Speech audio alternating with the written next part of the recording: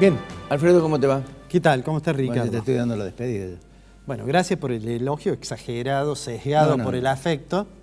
Pero entonces voy a decir precisamente, se hace en Bolonia la reunión, la conferencia anual de la Asociación Italiana del Pensamiento Económico, y hay un artículo que he presentado que es el que fue aceptado, razón por la cual lo vamos a presentar allá, ¿no? Lo vas a exponer allá. Así es. Bueno, pero vamos a lo nuestro. Sí, a lo nuestro. Anoche estuve viendo a un prestigioso periodista argentino, Joaquín Morales Solá, le hizo una nota bastante larga a Duhovne, ¿no?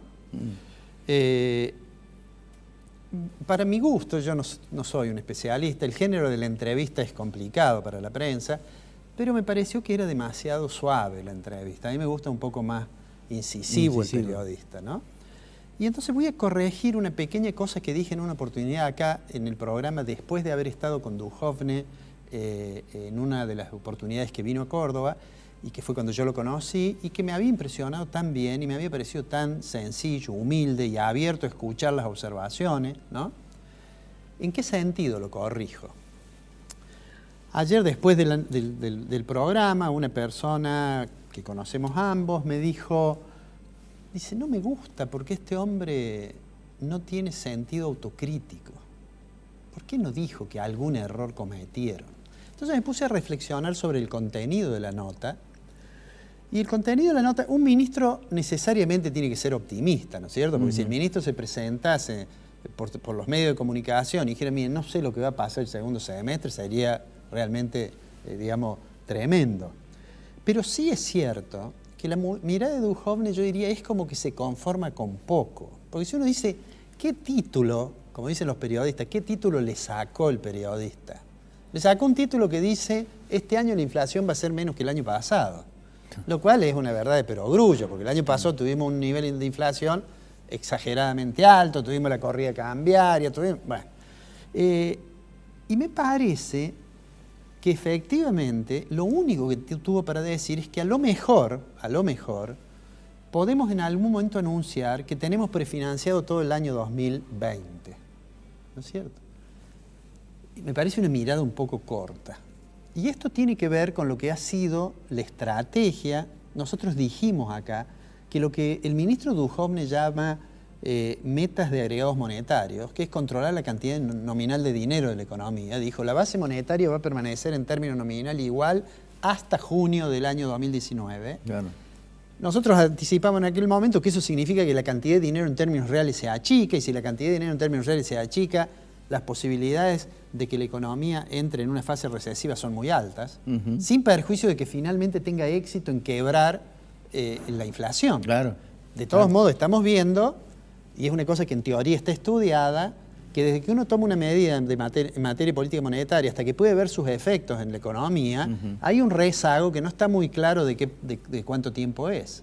Entonces, lo que hoy está diciendo el ministro es decir, bueno, no nos va tan mal, fíjense las reservas que tenemos. Sí, 70.000, pero ¿cuál? 35.000 son del fondo. Son del fondo, pero, digamos, en la primera revisión, la última revisión que hizo el fondo, bueno, le da bien, pero sigo creyendo aquello que dije en el programa de la semana pasada, cuando mostramos además la evolución de las tasas de interés y demás, que tenemos, digamos, uno debería tener la esperanza de que si la tasa de inflación baja y ellos logran bajar la tasa de las LELIQ, sin que esto implique una inestabilidad del mercado cambiario, es probable que en el segundo semestre, si hay recuperación salarial, se recupere el nivel de actividad. Pero, Alfredo, esto es cierto, vos venís insistiendo sobre eso, pero han intentado bajar la tasa de interés abruptamente, como dijiste vos, 15 puntos, es decir, como que se dice vulgarmente a lo bestia, ¿no es cierto?, 15 puntos, lo mantuvieron estable con la intervención del Banco Central, pero cuando hubo un corrimiento, alguien que pasó, que cambiara el portafolio y quiso comprar, automáticamente volvieron a la misma historia de antes, es decir, no tienen argumentos. Me da la impresión de que va a ser muy difícil bajar la tasa de interés, mantener el dólar y bajar la inflación. Es complejo. Ahora vamos a diferenciar una cosa. Cuando la tasa de interés baja, me refiero a tasa de interés doméstica, ¿no? En pesos, bajan ellos la tasa de la LELIQ. La gente que nos está viendo sabe No, a lo mejor no sabe lo que es la LELIQ, que es el título que el central le coloca a los bancos, pero sabe que cuando lee que la LELIQ está, cuando estaba al 74%, él quizás conseguía un plazo fijo al 60 y pico. Al 60 y pico. Cuando ve que la LELIQ está al 50%, capaz que le paguen el 37, o el 40, digamos, ¿no? Eso la gente lo entiende. Ahora, ¿qué es lo que explica que si uno baja muy rápidamente la tasa de interés, puede haber inestabilidad en el mercado cambiario? Yo diría que hay dos cosas. La primera cosa es que hay digamos, Argentina es muy vulnerable, la economía argentina, lo que pasa con el sector externo, porque además hay una gran dolarización, yo diría, en todos los agentes económicos. Y lo segundo es que no es tanto que si la tasa de interés baja, deja de entrar dólares o cosas por el estilo, dejan de entrar dólares para hacer carry trade, es decir, traer dólares, poner. Entrando. No es tanto así, sino que tiene que ver más con el hecho de que si uno mira el volumen total de depósitos a plazo fijo de la Argentina, a mí no me gusta marear mucho con números, pero digamos lo siguiente, cuando las LEVAC estaban en su cúspide, sí, Argentina tenía más o menos 1.3 billones de LEVAC, sí, que era algo así como 1.3 veces la base monetaria, sí, más o menos. Hoy de LELIQ tiene por debajo de ese nivel y debe estar en el orden de las 800.000, 780.000 millones. O sea que ahí está más tranquilo. Pero tenemos un stock de plazos fijos, ¿no es cierto?, importante. Y entonces no es tanto que no entren dólares como que el que tiene plazo fijo... se queda donde está. Porque el que tiene plazo fijo no quiere ganarle a la inflación. ¿Sabe que eso le puede costar? Le quiere ganar al tipo de cambio. La decisión que toma el tipo que va al banco es, ¿renuevo el plazo fijo o compro dólares? Claro. Esa es la decisión, Ese ¿no? es el tema, claro. Porque bueno, a la inflación no sabe si le va a poder ganar. Bien. Entonces a mí me parece que ese es el problema que tiene, pero ha tenido sus logros en términos de ir reduciendo la parte de estos títulos, que antes eran las LEVAC, que eran más complicadas porque en cambio ahora está solo en los bancos y el Banco Central tiene como superintendencia del sistema, tiene otros mecanismos para que los bancos le ayuden.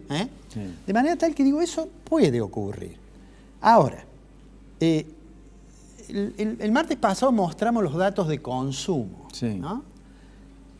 La demanda agregada de la economía, mostramos el martes pasado, es esencialmente la variable consumo, tanto público como privado.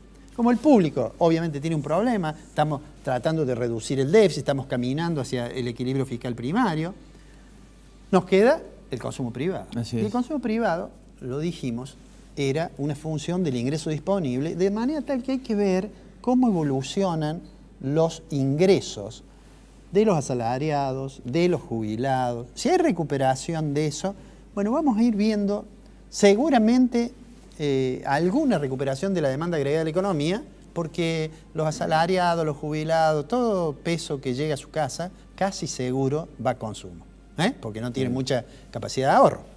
Entonces, digo, eso puede ocurrir. Ahora, sería interesante que el ministro tuviese un poquito más de espíritu autocrítico. El ministro habla del año 2018 como si hubiera sido un temporal.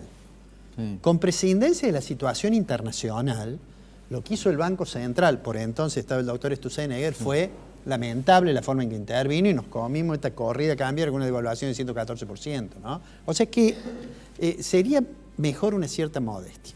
Y mirar también lo internacional, y termino con esto. Hoy, hace algunas horas, se reunió con la Comisión de Bancos del Congreso en los Estados Unidos, Jerome Powell, que es la cabeza del sistema de la Reserva Federal de los Estados Unidos. La Reserva Federal de los Estados Unidos el año pasado aumentó 4 veces la tasa de referencia, ¿no? Que es lo que acá muchas veces se dice, bueno, aumentó la tasa de referencia y nos trajo todos estos problemas, ¿no? En realidad, a algunos países les trajo más problemas que a otros, ¿no? Hay países que son más vulnerables que otros.